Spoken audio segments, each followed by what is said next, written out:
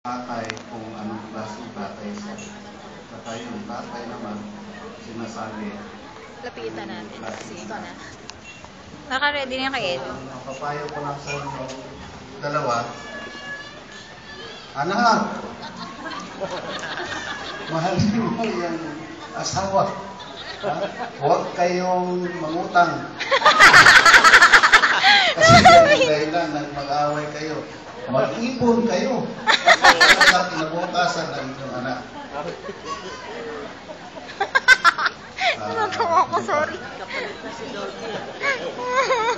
Natatawa ako kanina, hindi ko kaya. Edu, eto na, nagsasalita na yung papa mo. Huwag mong hiwalayan si James, ha?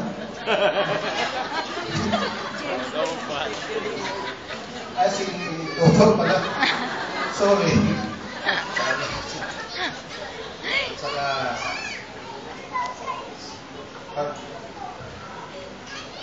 nasa programa na. tapos na. Nasa programa.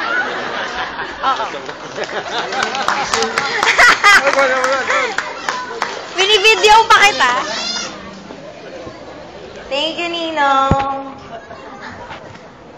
You know I love you. Oh, pag-speech. Galing mo pala mag-speech, Ninong eh. Next time yung may kodigo na. Thank you so much. So there you have it. That's the father of the groom, my Ninong, Mr. George Obelia. Let's give him a round of applause, please. Now, before we go dancing and partying, Sha and I have a surprise for you. O, di niyo to alam. Dito kasama sa mga usapan natin. So, we have someone near your heart to give you a message.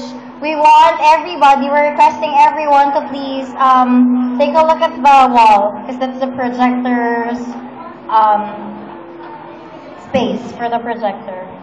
Sha, are we ready? So,